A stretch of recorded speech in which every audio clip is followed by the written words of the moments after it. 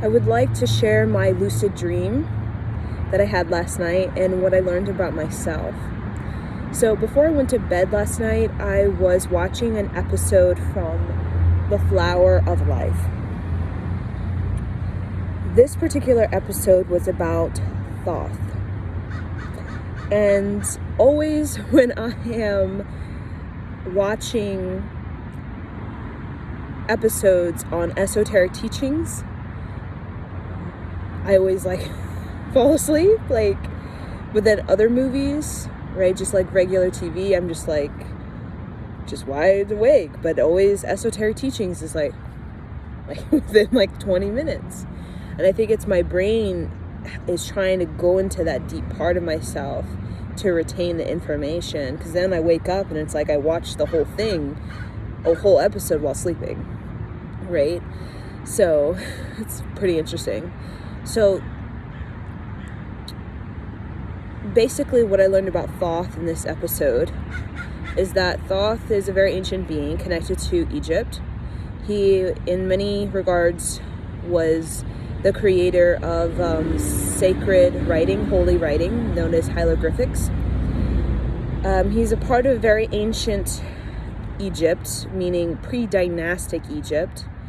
Thoth is seen to be 52,000 years old, and he is immortal. And what I mean immortal is not that he's in the same body, right? Living forever, right? He has different bodies, right? Different expressions of himself, but the consciousness of himself is intact. For a lot of us, we have a new life, we forget the past life, and then we're kind of going through this life, die, and then go in the next life, and it's all kind of broken. It's like this lifetime, the next lifetime, after that, it's all like broken consciousness. It's not streaming together, right? So I learned immortality is like you remember your soul's journey through many, many, many lifetimes, going maybe thousands, millions of years. Like for myself, pretty immediately when I was young, I remembered a lot of lifetimes in Egypt, pre-dynastic Egypt, as well as working with the Minoans connected to Atlantis, and lifetimes in Hawaii, a culture connected to the island of Mu when we think of Lemuria. And recently I have a lot of kind of, memory of Mars millions of years ago as the bigger sister to Earth, and advanced civilizations that were on there as well. And for me, it is not random that I chose this particular body. This body, the look that I have, this appearance actually is very close to the appearance that I choose in many, many different lifetimes. Because I know I've had definitely lifetimes of being a Cherokee Indian in, North America. Definitely lifetimes of working with the Cabal, with the Jewish religion. Definitely have lifetimes of being in the tribes of Africa, and having lifetimes in Germany as well, and even going to Russia with the sort of divinity practice schools there. And all of that's kind of within me now through all my ancestors. So, and then definitely I've had lifetimes in Spain, more recent lifetimes in Spain when it comes to the last, probably 500 years, there's definitely been many lifetimes in Spain, probably more so than South America. And then also memories of my mother and I being in South America, in the working with the indigenous people there, in the divinity practices and schools there. So it's immortality is the consciousness that isn't broken. It's you remember, right? right? You remember what you were doing in past lives and before that, and, you know, even thousands of years. It's just all the stream of energy that's not broken and locked into different lifetimes that you just can't remember. So it's a little bit of what we learned from Thaw in that episode, which was episode 3 in The Flower of Life, which is based off of a book, very expansive, about sacred geometry, the history of Earth, and all kinds of esoteric teachings, similar to kind of Edgar Cayce vibe. So I went to sleep, and this dream was so lucid. Like, I remember when I was like first began to when I woke up, and it was a very, very interesting dream. It kind of told the story of my sort of Bodhisattva journey. And Bodhisattva in Buddhism, Hinduism, it means the person that kind of volunteers to come to Earth, this third dimension, to help people liberate themselves, right? To help people get unstuck, right? From the matrix, you could say, from realms. And there's many realms. You have the hell-being realms, the hungry ghost realms, the animal realms, the human realms, the angel realms, the deva, the deva or the demigod realms, right? And then you have, beyond the wheel of karma, you have this nirvana, right? Which is like complete liberation of yourself, right? It could, could say enlightenment, but it's like complete liberation, where you're unstuck. And that's what I think of immortality, is you're unstuck, you're not broken. There's not these broken kind of lifetimes that, there's complete connection, complete awareness of yourself, and just healing and alchemy, and just real remembrance of your creative destiny. So in this dream, I entered this dream like I was entering to a mall, a big mall. Think of those malls that you can get lost in. That's how big it is, right? I don't really like malls. I always just sit on the bench and eat pretzel. So there was a big mall, and it was empty. It was like in the midday, empty, nobody, nowhere. The stores all open. You could go in the stores, clothes, jewelry, whatever it is. Nobody worked there. Nobody was there. And as I started to walk more into the mall at the day, I saw that there were people here and there, and we all kind of created a big group, right? Not too big, maybe about, a dozen people or so. We all kind of found each other in this empty mall.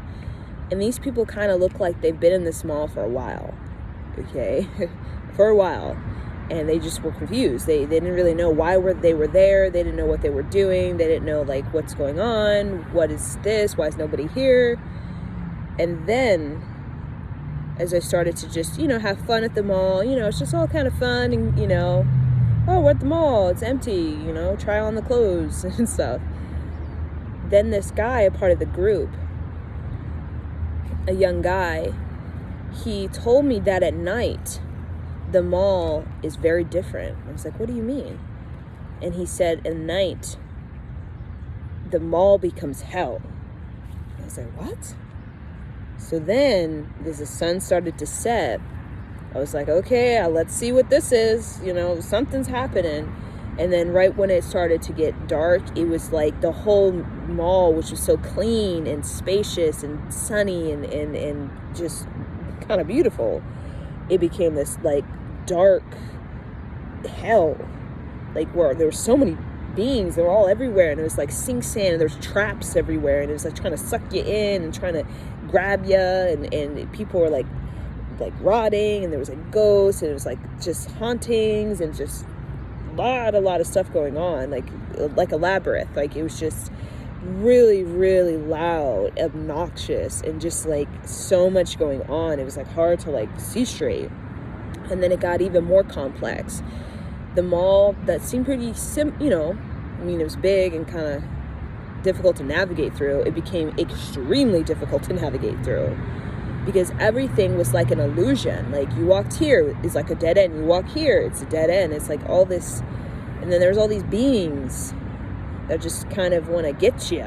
And I'm like, okay.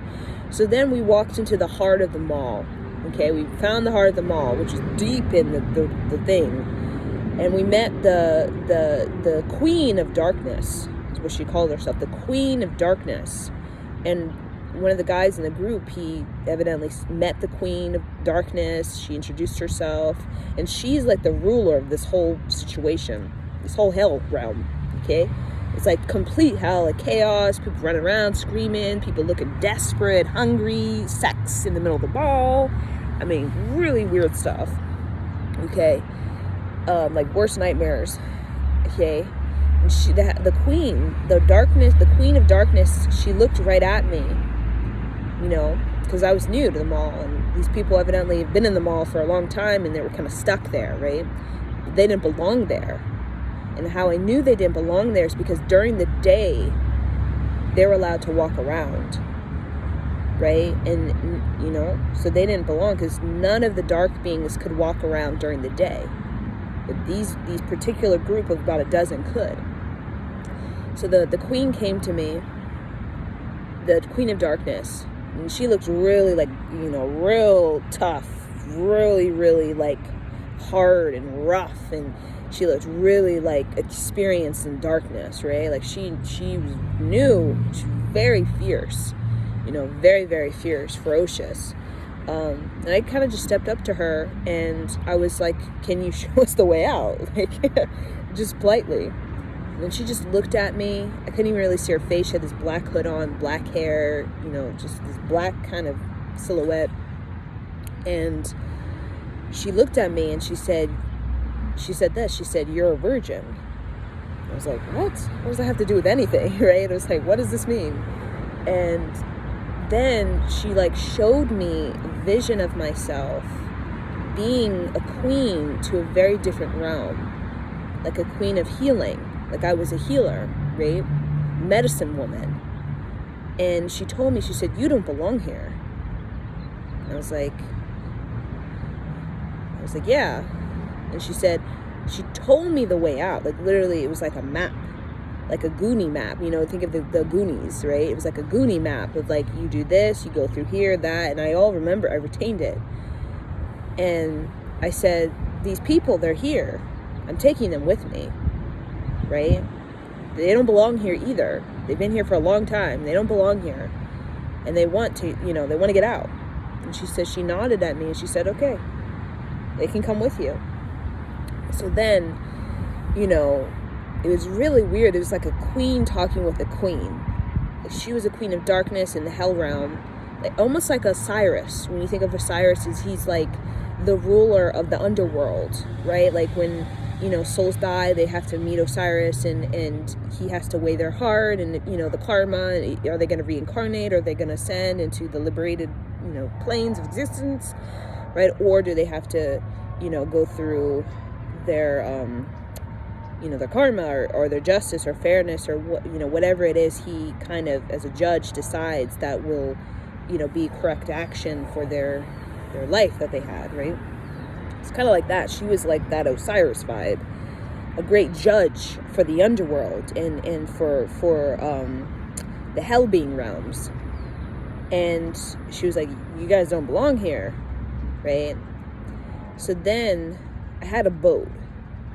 Kind of remind me of the Egyptian boat, right? You take a boat and it's like you're going through the Nile, but it's like in afterlife, when you die, you take this boat and you go through these initiations to like purify, awaken, and, you know, kind of remember yourself, you know, like tests and lessons that you have to go through to kind of, you know, liberate yourself in the afterlife, right?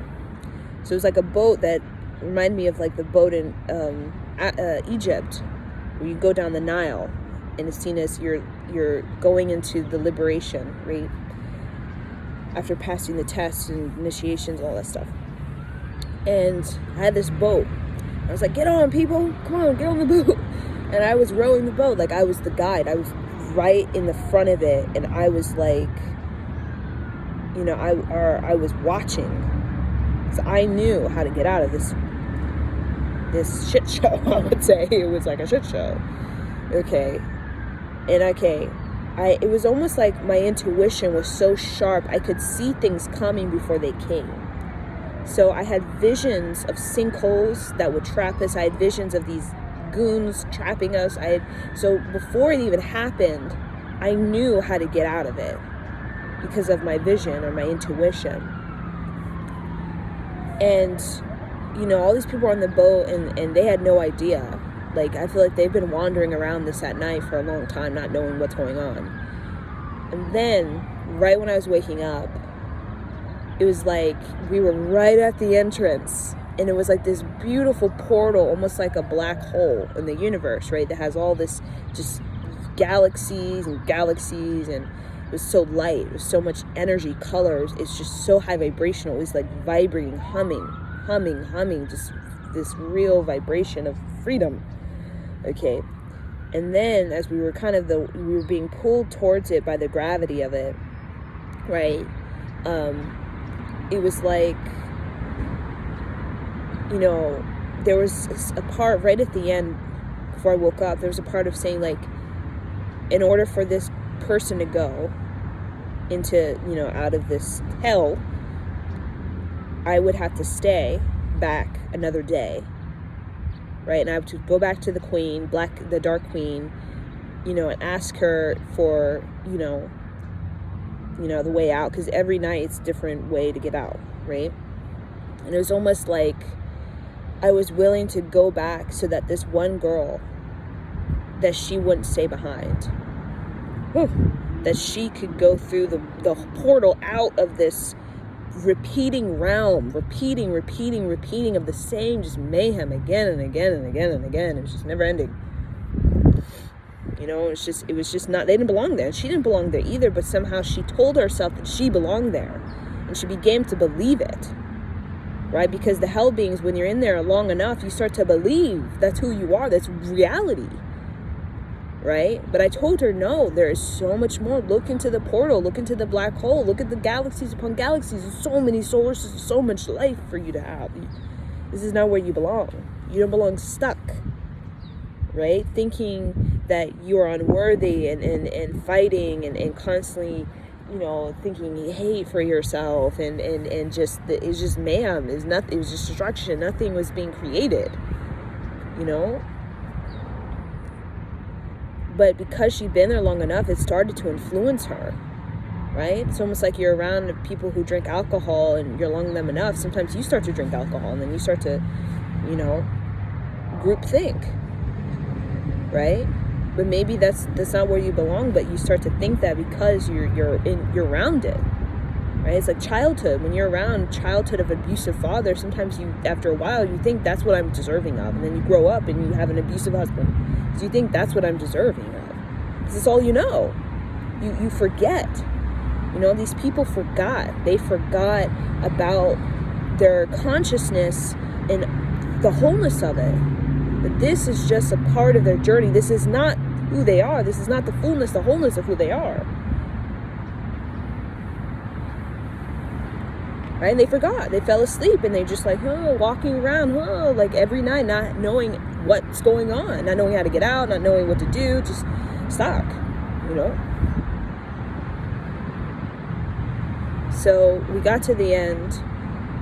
I stayed back another day, knowing that I would be all by myself and I would have to go, day would come and day would be beautiful and be this beautiful deception, because when night comes, I would have to deal with that stuff all over again. And it's very dangerous, because I myself, if I don't have a strong enough mind, I could start to get stuck. I could believe that this is all there is. I just have to sit here, just believe in these hell things, let them influence me, let them drug me, let them do whatever, to me. And I'm just going to believe that that's what I'm worthy of. And that's just, okay, I'm just going to sit here. And if I sit there enough, I'm just going to become this thing. Right? And that could happen, right? If I stayed. But I was willing to I wouldn't say sacrifice, but kind of like a bodhisattva. I was willing for this girl to get through the portal.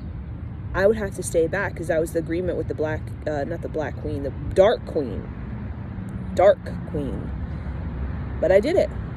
And I saw them in the boat go through the black portal, or the black hole, leaving And I knew they were going into another place, a higher vibrational place. And I was like completely satisfied, so happy, because I knew, though these people, they didn't know, they didn't have the intuition, they didn't have the mind to be able to like find their way out, but I did. And I knew if I could find it once, I'll find it again. And it kind of, the dream ended where I did, you know, kind of, I had the mind. It was basically, the message is like, I had a strong enough mind where I could get through this.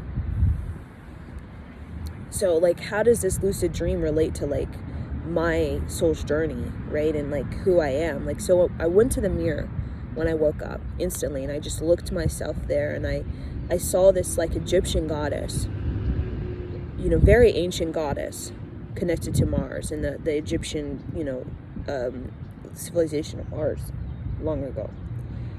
And I kind of got this name. I don't know if it's it sounded like theta wave,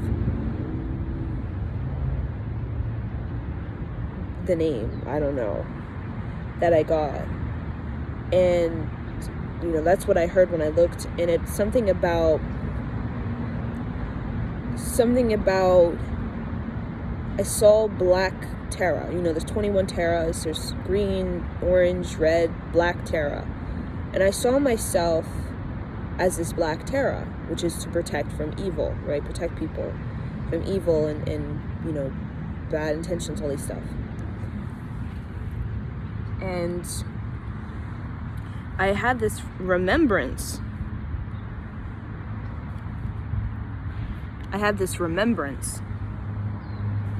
That in many lifetimes I have gone into the underworld to share these esoteric teachings, to vibrate into these places, almost like sending a beacon for any souls that are ready to leave and ascend and go to other places, to help them get unstuck so that they can go to these other places, right? Because once you're in that, you just get very stuck. So it kind of reminded me of like that I kind of like a black wolf, like I'm not afraid of these dark places, right? It's kind of like the lucid dream was like showing me I'm not afraid of these dark places within myself, within the society, because I know it's like my intuition is so clear, so sharp, that I know how to proceed. You know, I always find a way through it, out of it, and bring people with me, right? Because these people wanted to get out. They had no idea. They didn't have the intuition. So it's like many lifetimes, part of my, you know, bodhisattva or immortality, you know, because we all have that, it's just we forget, right? We have more lifetimes, and we have broken lifetimes that we don't have a connection to other lifetimes, and it all gets kind of more confusing. So it's like, in many of my immortality, I've been a person that has been able to successfully navigate these underworlds, hungry ghosts, hell-being realms, and it has something to do with the sacredness, the divinity, the goddess in me that's able to create a bridge, or is able to create a portal where there is no portal, right? A high vibrational portal in a very low vibrational dense realm. It's in the goddess. It's in the remembrance, the real, authentic, intact, unbroken remembrance of the goddess, and my ability to use these esoteric teachings, even that I have in this life, interesting, that I've had pretty much in every lifetime, you know, different forms of it, to basically create a high vibrational vortex in dense realm, to open up a space to bring in more creative reality to awaken others. But it's like, people many times they want to awaken like people, have addictions or obsessions, or, who are really in the darkness, underworld stuff. And I feel like based on my dream, it's like people have to want it. People have to get to a certain place within their own awareness, or that they have to want it. Because what we went through on this journey was not easy, right? I just shared a little bit of it, but the journey, it was not easy to get out of this thing, right? We had to go through a lot of initiations, a lot of tests. We had to face a lot of, shadows and darkness, but it was so exhilarating doing it because we're doing it together. And we were problem solving, and we were developing our psychic gifts, and we were remembering who we were and the strength of our own mind. So it was actually really exhilarating to go on that journey. But the reason that these people were with me is because they have already decided they wanted, just the thought of wanting and the actual will to go on the journey with me. Because everybody made it to the end. Nobody was left behind. It's because they all decided, you know what, I have the will. I'm going to do this. I'm going to go on this journey, right? On this little boat through this, I don't know what this is, right? And, so it's like in our waking hours, it's the same thing. People have to want to go on that journey. And sometimes you got to fight. Sometimes you got to pay attention. Sometimes, you have to face fear, right? You have to be strong in the mind, right? And that's only a person can decide. We can't decide for someone else to be strong in the mind. We can't say to them, you be strong in the mind. It doesn't work. They have to actually come to a place, either in this life, next life. There's so many lifetimes, that they want to be strong in the mind,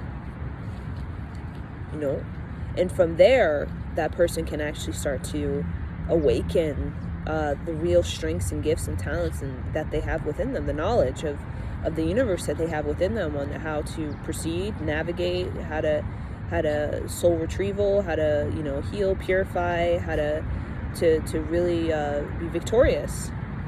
So I just wanted to share this lucid dream, because it was very profound, and I think it could be helpful for many people who are kind of wanting to learn about lucid dreaming and how it really connects you to your life, especially if it's you wake up and it's like, whoa, very profound.